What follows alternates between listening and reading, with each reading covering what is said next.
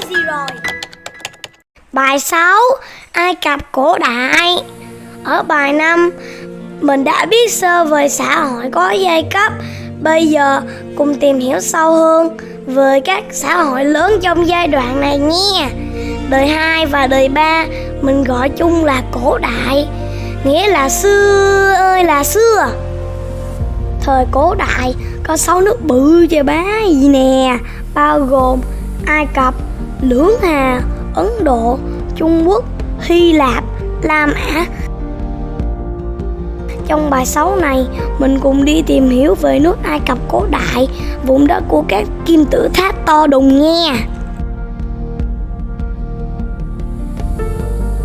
Quay lại châu Phi, giờ chia châu Phi ra là 4 hướng chính: trên, dưới, phải, trái.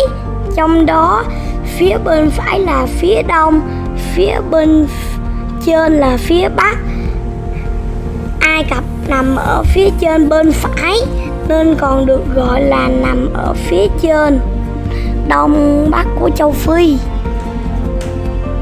Ai Cập nằm ngoài cùng châu Phi, sát vách châu Âu và châu Á, cho nên từ châu Phi, châu Á, châu Âu muốn đi qua đi lại chơi là phải ghé ngang Ai Cập đổ xăng nha anh chị. Ai Cập nằm trên vùng sa mạc khổng lồ, toàn là cát khô queo, chắc chỉ có lạc đà sống nổi chứ con người sao mà đỡ được. Nhưng giữa vùng sa mạc này lại có một con sông siêu to khổng lồ tên là sông Nin. Sông Nin là con sông dài nhất thế giới luôn đó, dài gấp đôi bờ biển Việt Nam luôn nha. Sông trên sa mạc lại là bự nhất, độc lạ Bình Dương à nha. Có sông có nước là có sự sống, thế là sự sống tại Ai Cập nổi lên trên hai bờ sông Nin thành các công xã gọi là nomes. Ai Cập cổ đại bắt đầu từ đời 2 gần 6.000 năm trước. Ở phía nam là vùng đất cao gồm núi và đồi cát, gọi là Thượng Ai Cập. Thượng là cao nha.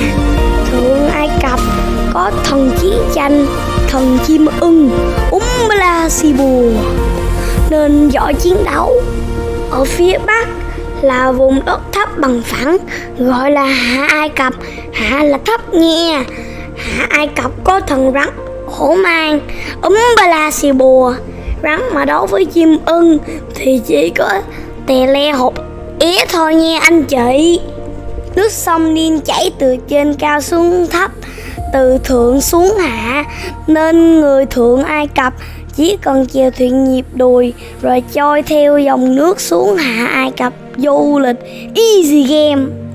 Còn Hạ Ai Cập đi lên Thượng Ai Cập là bị ngược dòng nước.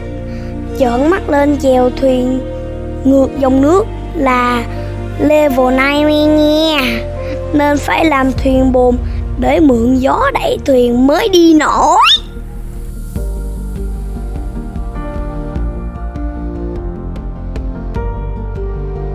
Khoảng 5.000 năm trước, Thượng Ai Cập ra đời một ông boss tên là Namer, có trong tay binh hùng tướng mạnh. Một ngày nọ, trời nóng quá, ông Namer bị nóng trong người nên quyết định dẫn quân đi quánh Hạ Ai Cập xả stress. Hạ Ai Cập quân lính yếu hơn, đánh không lại, đành để ông Namer xí lệnh. Thế là ông Namer thống nhất hai quân Thượng Ai Cập và Hạ Ai Cập lại thành một, thành lập nhà nước Ai Cập cổ đại đầu tiên và trở thành ông vua đầu tiên của toàn bộ Ai Cập. Sau này những người châu Âu gọi những ông vua này là Pharaoh, và ông Namer là Pharaoh đầu tiên. Đến đây có một từ mới là nhà nước. Nhà nước được hiểu đơn giản là quan quân của giai cấp thống trị, phụ giúp giai cấp thống trị cai quản đất nước. ngôi vua Pharaoh được gia truyền con nối làm chùm cuối ở Ai Cập gần 3.000 năm, đến khoảng hơn 2.000 năm trước. Còn 30 năm nữa là đến mùa Noel đầu tiên trên trái đất nha. Lúc này là đã đời 3, thời đồ sắt. Quân Lam Ả hùng mạnh từ châu Âu ở trên phía Bắc tràn xuống xâm chiếm Ai Cập. Thế là nhà nước Ai Cập cổ đại sụp đổ hết phim.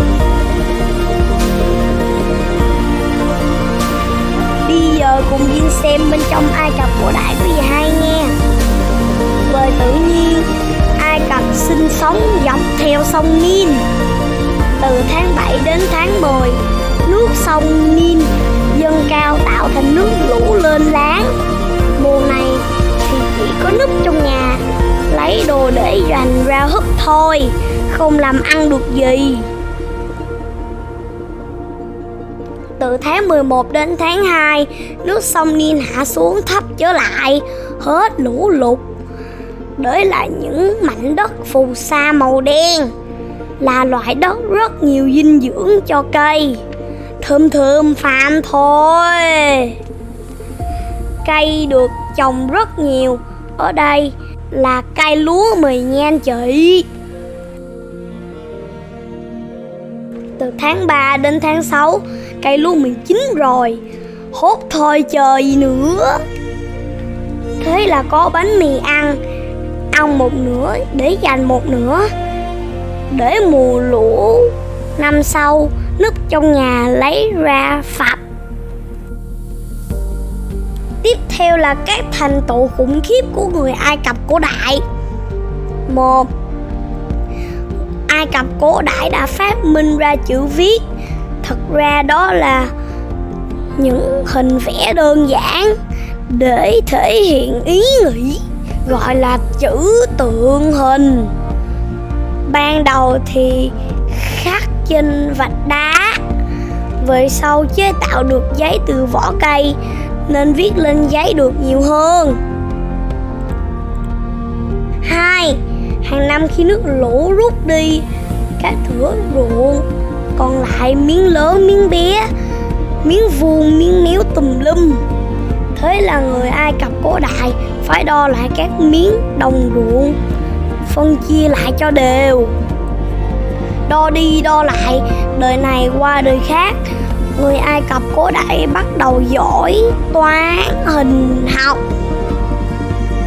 Nhờ giỏi toán hình học, người Ai Cập cổ đại nâng cấp skill điêu khắc lên một level mới. Những bức tượng điêu khắc của người Ai Cập cổ đại rất chi tiết chân thật, mắt ra mắt, mũi ra mũi, hoa văn ra hoa văn. Nhờ giỏi toán hình học, người Ai Cập cổ đại xây được các kim tự tháp cao chọc trời như quả núi. Kim tự tháp là top công trình bá đạo nhất trái đất. Nó làm bằng 2 triệu tảng đá siêu to khổng lồ xếp lên nhau. Mỗi tảng đá nặng bằng mỗi chiếc xe tải. Giờ gom hết chiếc xe tải trong nước Việt Nam mình đem đi cân chưa chắc nặng bằng một cái kim tự tháp đâu nha. 3. Người Ai Cập cổ đại tin rằng con người là bất tử, nên ông vua nào tèo là được ướp body rồi cất vào kim tự tháp, với niềm tin rằng một ngày đẹp trời nào đó linh hồn tái sinh và bay lại vào body, sống lại và ăn bánh mì tiếp. Có những body ướp tới nay cả ngàn năm vẫn còn nguyên hình luôn nha. Nhờ ướp body nhiều nên tim gan phèo phổi xương khớp chuột muối trên body con người là người Ai Cập cổ đại biết hết. Qua nghiên cứu và thí nghiệm các gia vị tẩm ướp được tách ra từ cây cỏ, họ biết nhiều về công dụng trị bệnh, tăng cường sức khỏe từ các chất trong cây cỏ. Từ đó chế tạo ra thuốc cảm, thuốc ghẻ, thuốc ai chĩa, dầu gió. Nói chung là người Ai Cập cổ đại rất giỏi về y học. Thế là hết bài 6 rồi đó nha anh chị. Giờ làm bài tập vèo cái nữa nha. Sông Nin đem lại thuận lợi gì cho Ai Cập cổ đại?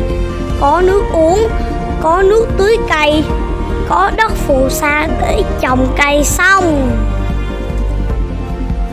Quá trình hình thành của nước Ai Cập cổ đại, Ba mốc 6.000 năm trước, chia làm hai khu thượng và hạ.